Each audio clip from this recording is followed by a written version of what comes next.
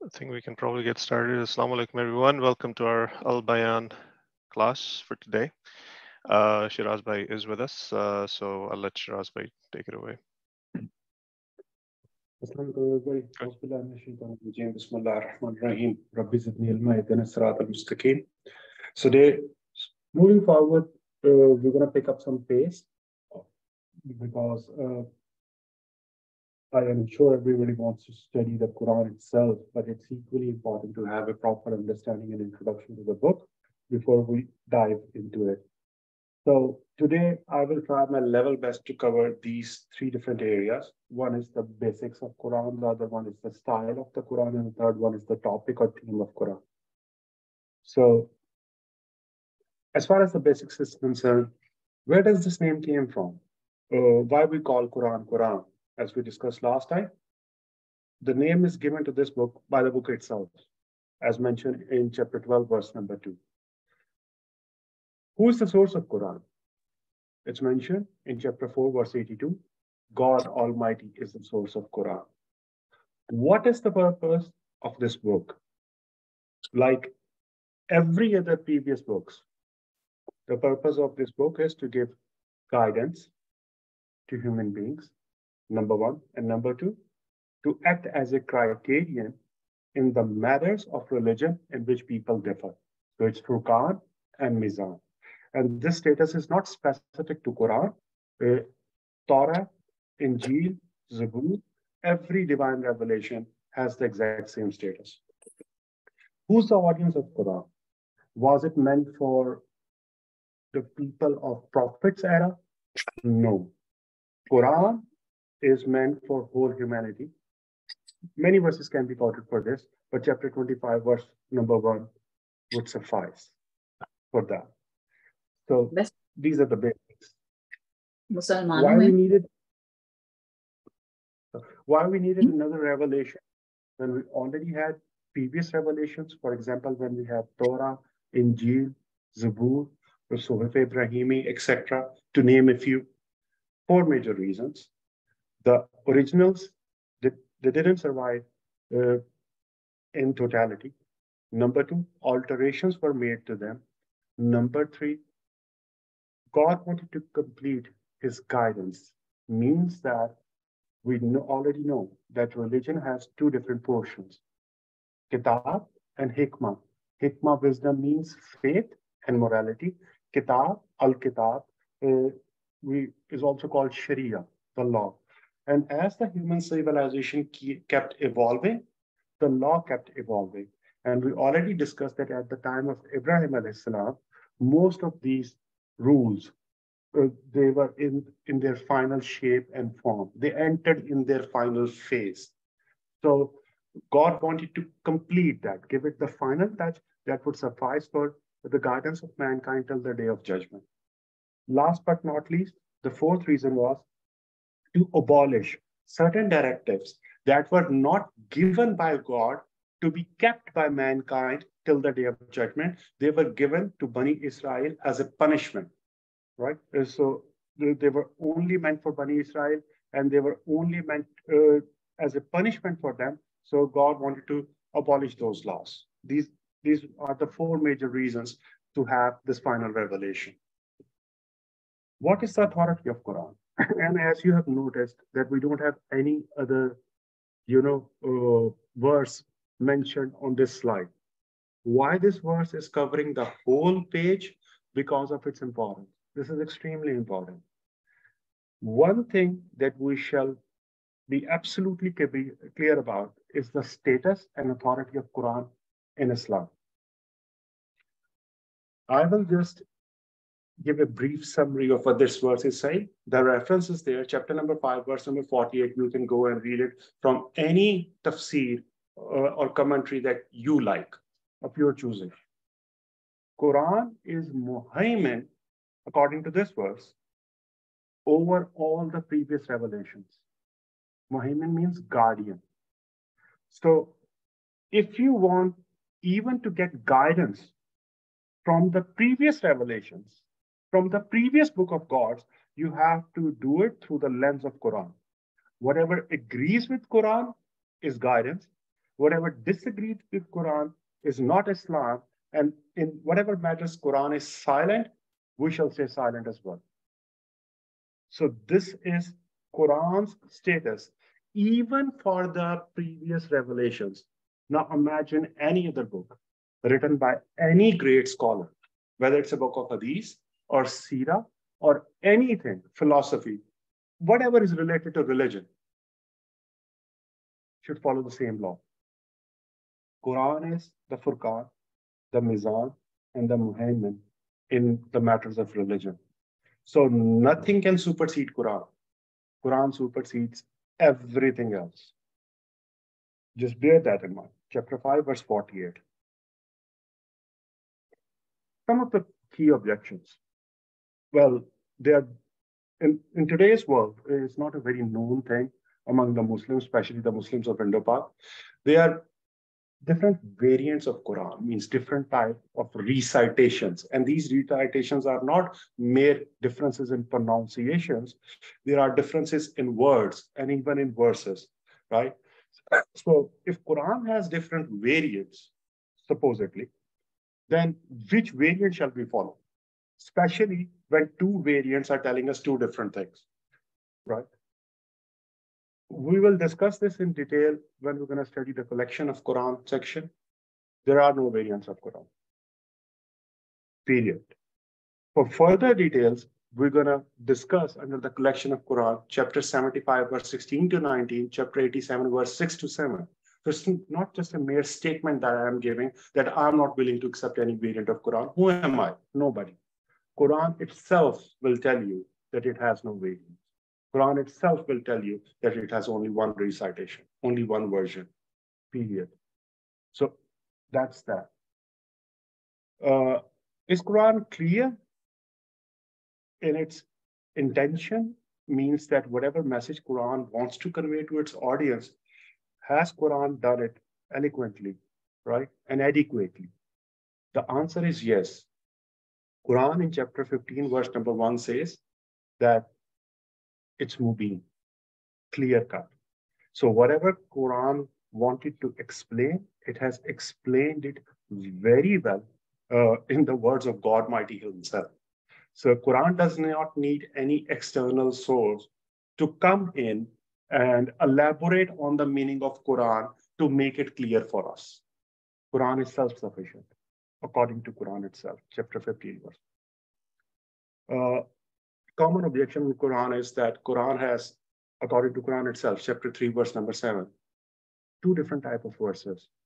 One are muhkam, generally translated as clear. So let's call them verses which are absolutely clear. And the other one are mutashabihat, translated as, sometimes translated as unclear, and on other occasion translated as allegorical. Let's very quickly go through chapter 3, verse number 7.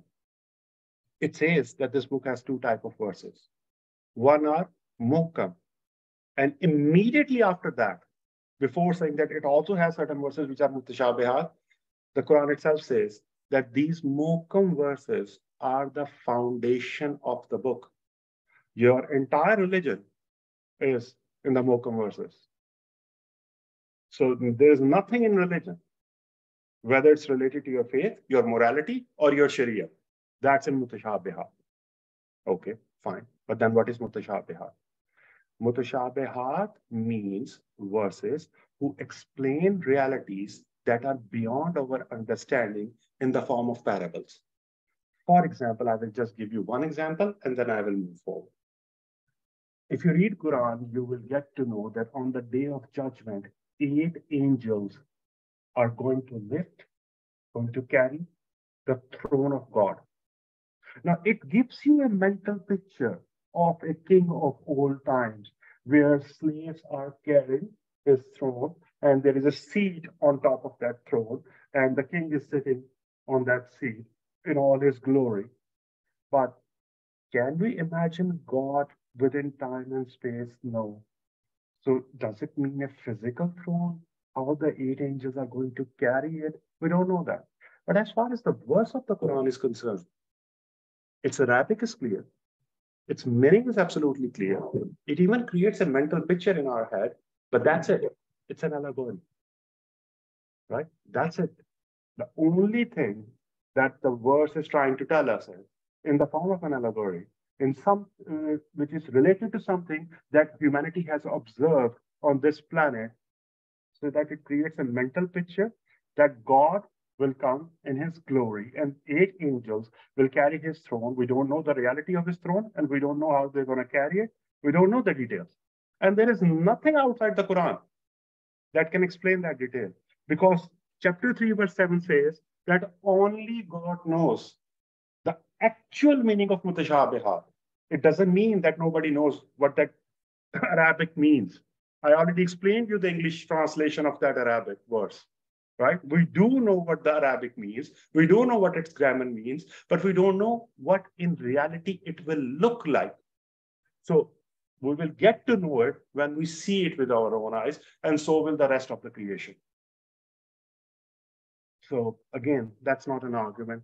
That's not a valid objection. That's not even the correct understanding of verse chapter 3, verse 7. So what is the relationship between Quran and Hadith? Like I said already, we discussed 548, just like a minute ago. So the Quran's relationship with the rest of the world is exactly the same. Whether it's Hadith, it's Sirah, it's commentary, it's Al-Mawrid's publication or somebody else's publication, doesn't matter. Quran is Muhammad, guardian of religion. Furqan, Mizan. Everything should be and must be seen in the light of Quran, not the other way around. So go ahead, read these, act upon them. But if you have to study Hadith, just like anything else, under the lens and light of Quran, that's the relationship of Quran with everything else, because that's the status and authority of Quran and religion. Interesting topic now. What is the style of Quran? Now, I would request everybody to pay special attention to this. It's extremely important to understand the style of the Quran. Quran is neither prose nor poetry. Quran is unlike any other book on the face of the planet. It's not even in chronological order. So it's extremely difficult to label its style, to say that Quran is in X style or Y style. At best, what we can say is that it's a book of dialogues, conversations happening between real characters. What is the indication of this? You will very frequently see in Quran words like kala, say or to say, or ya ayyu, oh you. So somebody is speaking to somebody, whether it's God speaking to somebody or somebody else is speaking to somebody else, right? If we pick the major characters in Quran from the 7th century Arabia, when this book was revealed on Prophet Muhammad, so there's 7 major characters, right? Gabriel, Prophet Muhammad, Satan, believers, hypocrites, polytheists, Jews, and Christians of 7th century Arabia, right? These are the 7 major characters, and you will see them talking to each other. So generally, it's believed about Quran that, okay, these verses were revealed in different era and different times. We know that Quran was revealed not in one go. God took the piecemeal approach. Quran was revealed gradually over a span of 23 years. That's absolutely correct. So, and the current order in which the verses are placed in Quran, I'm not talking about surahs, but verses itself, is not the order in which these verses were revealed. Again, that's absolutely correct. But what's the rationale behind this order? A certain group of scholars, Islamic scholars, used to believe that there is no rationale behind it. So these verses are there randomly. And even if there is some rationale, only God knows what the rationale is, right? So they used to consider these verses as disjointed verses. Means that if you have read verse 1, now you're reading verse 2, now you're reading verse 3, there is no such thing as context. So you can pick verse 3, pluck it out of its context, because for you, the context never existed. Whatever verse 1 or 2 are saying does not matter. Just pick verse 3 and try to understand its meaning in the light of hadith or some seerah or some other literature that you believe in, right? and give whatever meaning to this verse that you want. That's absolutely not the right way to understand Quran. In Quran, we have already established that its genre, more or less, is like dialogues of real characters, these 7 real characters, for the most part, not always, but for the most part, talking to each other.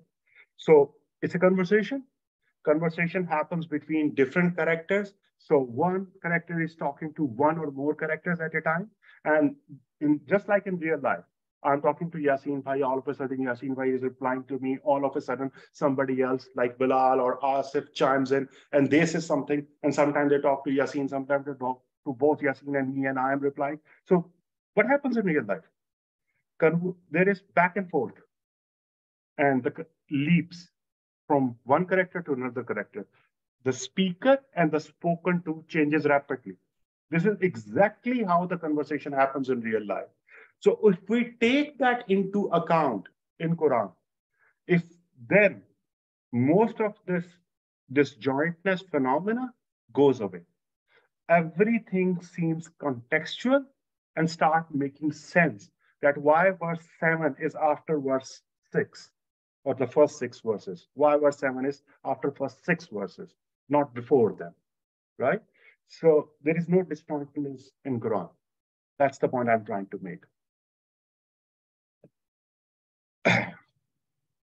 So how the communication happens in Quran?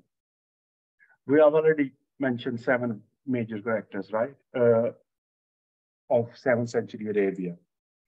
Now, what happens is this, that the conversation takes various forms. The discourse takes various forms. So sometimes it's directed towards no one. It's just like a monologue in a book, a generic speech that is meant for everybody. At other times, it has multiple addresses. For example, Quran is going to give a generic message, which is both for the Jews, as well as for the Christians, as well as for the polytheists. So there are multiple addresses, right? On yet another occasion, Quran will be talking to a specific group of people. Let me give you an example. Polytheists, that's not specific. It still is entire Arabia. Specifically to the leaders of Quraysh, not even to everybody in Quraysh. So sometimes the conversation is directed towards nobody. On other occasion, it's directed towards some specific group of people, right? And yet on another occasion, it's for multiple addresses, right? Okay. On other occasions, Quran talks to somebody, but the message is not for that person, for that individual. The message is for somebody else. A very quick example. On occasions when God is angry with the polytheists, instead of telling them not to do something, God is going to say, "Oh Muhammad," Quran will be talking to Prophet Muhammad. You shouldn't do this and this and this and this. But from the context, it would be explicitly clear that this message is not for Prophet Muhammad. It doesn't make any sense. But the Quran is saying, "Oh Muhammad." Quran is talking to Muhammad, sallallahu alaihi wasallam. But the message is for polytheists. So this is another style. Yet, sometimes Quran will present an information as if it's a conversation. But if we ponder upon it and look at the context, it seems as if that is a thought in a heart. Let me give you an example of that as well. The covenant between Bani Israel and God was, "Samena wa atana," we hear and we obey. But Quran mentions their words, "Samena wa asayna," we heard and we disobeyed. This is not something that they uttered in front of Moses with their mouths. Quran is explaining the state of their heart over here, but it's mentioned as if they said this. So this is the third style of conversation, right? Another important thing is that in Arabic literature, especially the Arabic literature of 14 centuries ago, whatever is understood should be kept out of it. Otherwise, that literature was considered to be of low quality. Because if it's explaining even the obvious things, maybe the literature is questioning the intellect of its audience. And Arabs didn't like it. So in Quran, it's the best Arabic literature you can ever get, right? Whatever is understood or can be inferred is not mentioned in words. On yet another occasion, the style is that just to express anger, the conversation stops abruptly. And let me give you an example. Quran was telling the polytheists, as well as the Jews and the Christians, to follow the Millat Ibrahim, to follow the religion of Ibrahim. And the Jews and Christians were telling the people to either become Jews or Christians. And they were also claiming that they are the ones who are following the path of Ibrahim. Now notice what Quran said to them. Do you really say that Ibrahim was a Jew or Christian? And then Quran again asked, do you really say that Ibrahim was a Jew or Christian? Put a question mark after that in your head, and the conversation stops. Quran didn't even bother to say that your claim is very absurd. It's understood. But God is so angry on this occasion, on their false claims, that Quran merely said, do you really think that Ibrahim was a Jew or Christian? Do you really believe that? And the conversation stops. So that's another way in which Quran communicates. Also, whenever Quran is explaining the accounts of the previous prophets, Quran don't mention many obvious details. Quran don't go into too much details on most of the occasions. Most of these incidents are understood. They were well known back then. They are still well known by the people of the book. Quran never bothered to explain it. Okay. So I just mentioned a few types of, discourses that the Quran takes, a few styles of communication that you will find in Quran. What type of arguments Quran make? Two types. One is explicit. I don't even need to elaborate that. Why? Because the argument is explicit. The second type is subtle. One example of subtle argument is oaths. Very famous surah in 30th parah, Wal Asr, Innal Insana Lafi Khusr. Let's stick to these. We don't even need to recite the full surah. It's one of the smallest surahs in Quran. What does that mean? By the token of time. God is swearing by time. So whenever we swear, I will say, Yasin bhai, may God be my witness. I didn't do this. What does this mean? May God be my witness. Allah ki qasam, may God be my witness means what? It means that because me and Yasin both believe that there is one God and he is all-knowing, he is all-powerful. There is nothing that we can do that's hidden from him. So I'm making a claim, whatever the conversation is between me and Yasin is, I'm making a claim that Yasin, you don't know, but what I'm telling you, it's true. God knows that I'm telling you the truth. And if I'm wrong, then God shall hold me accountable on the day of judgment. ये मतलब होता है कहने का अल्लाह की कसम that you're making God your witness. But what happens when God swears by its creation? Well, us, by the token of time, zamane ki kasam, waqt ki kasam. What does that even mean? This is a type of argument that time is a witness to what? Innal insana lafi khusr. That mankind is in great loss unless or until they do certain things. So if you study history, you will figure out that nation after nation, cultures after culture, civilizations after civilization got vanished from the face of the planet, or they got demeaned by a landslide. They didn't stay into their glory anymore unless or until they followed the righteous path. So when God makes something witness, that something in itself is a witness to the argument that comes later on. So what else? So just saying what us by the token of time, it's an argument of history. argument of time, something that has happened on this planet. So if people understand how Quran talks, then this swearing, this oath will make sense to them. Otherwise, you will read in some commentaries, God is almighty. वो किसी भी चीज की कसम खा सकते हैं. He can swear by anything. Of course, he can do anything, but there has to be a rationale behind it, right? There must be some wisdom behind it.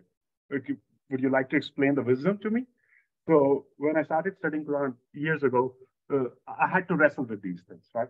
So of course, the great scholars of this ummah, a few of them bother to explain that what does it mean when God takes an oath or makes an oath and stuff like that. So this is briefly the nature of the arguments and different styles of communication in Quran. Okay, so we have already discussed and kind of established that the nature of Quran is dialogues between real characters of 7th century Arabia. Now, if it's true, then there are certain consequences of this nature.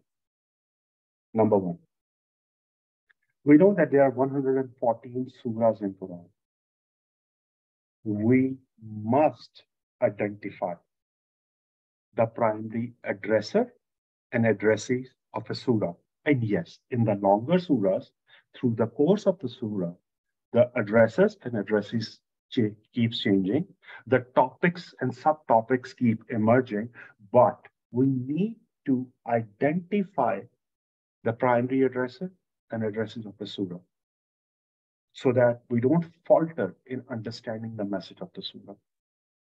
Why we need to identify that, Sheraz?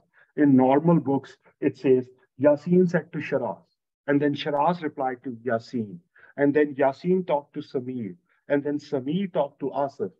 No, Quran doesn't work that way. On very few occasions, you will find explicit names that who is talking to who. Otherwise, for the most part, you have to figure it out yourself, keeping the context and the interconnection of the verses in mind. They are not disjointed, right? You have to stay focused. Quran requires you to do that. Quran doesn't mention the name of the speaker and the address explicitly in every single conversation or on every single occasion. That's not how it works. That's why it's mentioned that determine the primary addresser and addresses of a surah. Secondly, throughout the course of the surah, while you're reading the surah, the conversation happens. Remember, we talked about that this leap happens, it switches very frequently, and we have to keep a close eye on it, right? So every single time, whenever the conversation switches, now somebody else is talking to somebody else, Fasai was talking to somebody, and that somebody is now replying, and now I'm the listener, and he's the speaker, or she's the speaker. We have to keep an eye on it. That's what point number 2 is mentioning. Number 3, Quran was a living, breathing document. It still is, but I'm going to use the term was in the context of Prophet Muhammad. The entire Quran was not revealed in one go. So every single day when Prophet used to get up, he used to spread the message of Islam. People used to talk to him. He used to reply to them through Quran. So it was a living, breathing document. So if a character didn't exist in 7th century Arabia, it's not part of the direct conversation. Now, please don't confuse this point with Quran's messages for 7th century Arabian people. No, that's not what I'm saying. I'm saying the conversation that are mentioned in Quran happened between the characters of 7th century Arabia who were there at that time. The message that we extract out of it, the guidance that we extract out of it is for whole humanity till the day of judgment. But we cannot replace the characters. We cannot say, hey, Quran is talking to Quraysh, it's same as Quran is talking to the Hindus of India. No, that would be absurd. Quran is talking to Quraysh. End of discussion. we cannot interject into Quran. We cannot change the characters. We have to study it the way it's mentioned in Quran, in the book itself. Another thing that we need to keep in mind, because the conversation was happening between real characters, the dialogues were taking place between real characters. Uh, every area has localized problems as well, correct? I live in Lahore, Pakistan. We may have certain problems that Yasin is not facing in Canada, and he or people in his area might be facing certain problems that are not even an issue in Pakistan. So while Quran is discussing general problems that are universal among all the bad peoples, Quran is also discussing some cases that are very, very localized. Let me give you very quickly a few examples, and then I will stop, and then you can ask questions. Number one, Quran says Jews consider Uzair, in English, Ezra, to be the son of God. Which Jews? Prophet Muhammad was believed to be born in 570 AD. He believed to die in 632 AD. Before that, we have Jewish literature available to us, right? I know it's altered, it's faltered, agreed. But there is no such thing. Nothing is mentioned about it, about Israel. Described, despite of all its flaws, it's not a global Jewish belief. So the only logical thing to presume from this is that it was a sect in Arabia at the time of Prophet who had this false belief. Quran mentions in chapter 5 a conversation that is going to happen between Jesus. Just give me 1 second, I apologize. A conversation that will happen between Jesus and God on the day of judgment. In that conversation, God will ask Jesus, did you tell whom your address is, your audience, to consider you and your mother God? Who was Jesus' mother? Mary. Considering Mary to be God. Who believes in that? Catholics? No. Protestants? No. Is it a global Christian phenomenon? No. Was it a special belief of a localized Christian sect of 7th century Arabia? Yes.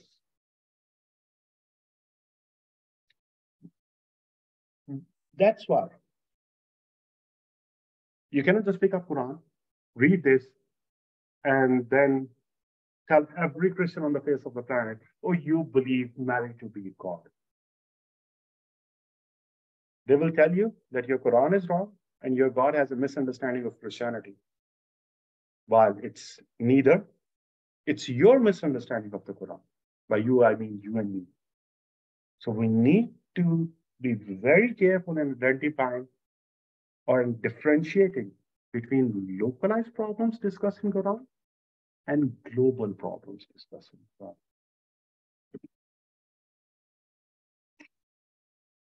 I will stop here. Any questions?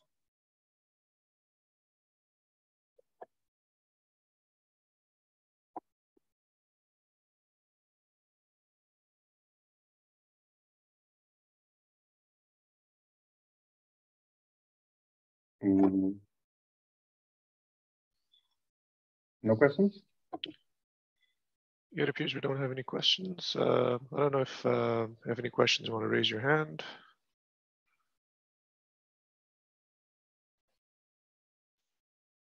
It seems like we don't have any questions.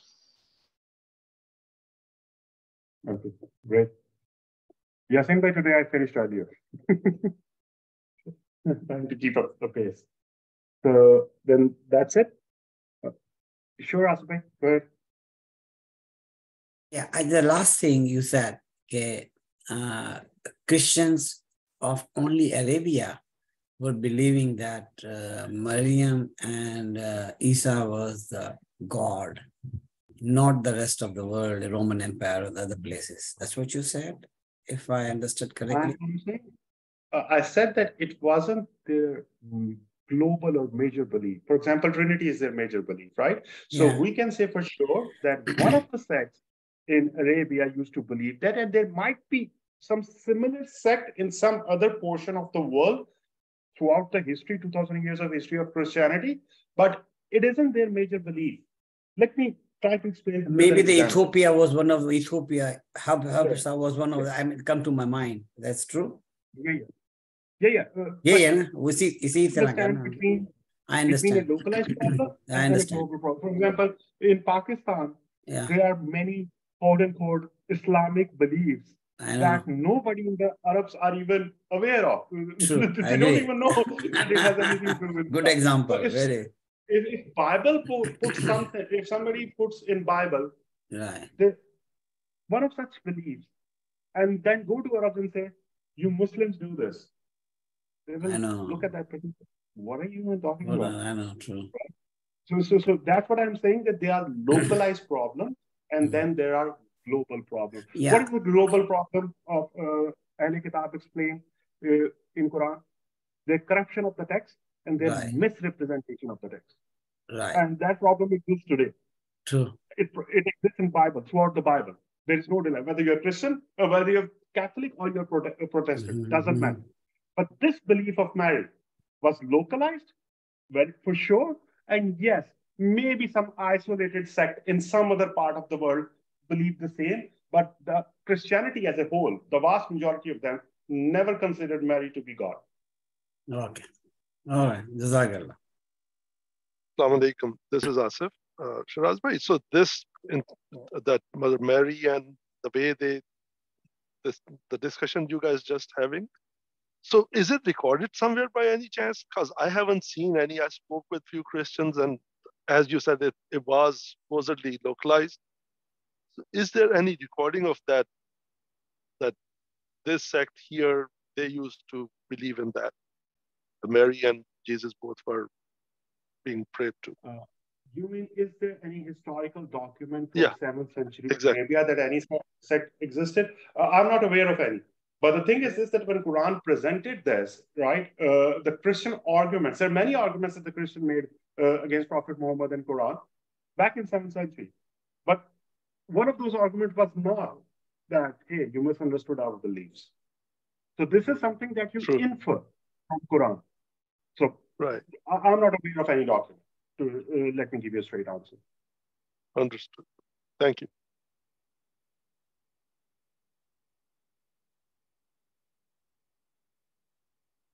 As far as Isra, Uzair alayhi salam, considering him to be son of God by Jews, I remember somebody asking this question to Rabbi Tobias Singer. I don't know whether you guys know the name. I'm going to type his name. I'm a big fan of it. Big fan of him. Rabbi Tobias Singer, right? Brilliant Jewish scholar. He's a rabbi, of course. And he said that there's a possibility that one such sect might have existed in Arabia. Because other than that, there's no historical evidence that any Jewish sect had that kind of belief. But even he considers the possibility of such a sect in Arabia because of the way Quran described it, and nobody rebutted it. There was no rebuttal against this claim of Quran. So if Christians and Jews didn't believe what Quran was accusing them of, the first thing they would have objected to would have been the statement of the Quran is wrong. Normally what happens that in 21st century, the top Christian debaters, I won't name them, but obviously I listen to them quite religiously. They say, and many Christian students of comparative religion say, Quran misunderstood Trinity. According to Quran, Trinity is Father, God, Jesus, and Mary. It was never Mary. It was always Holy Spirit, right? So people in 21st century are objecting, but people back then in 7th century Arabia didn't object to this. So if somebody is misrepresenting my religion and my beliefs and then objecting on that wrong representation, the first reaction would be to speak against it. We don't have any such evidence. And that's why I think it's safe to kind of assume that it was a belief specific to Arabia. Good question, by the way. Any other question?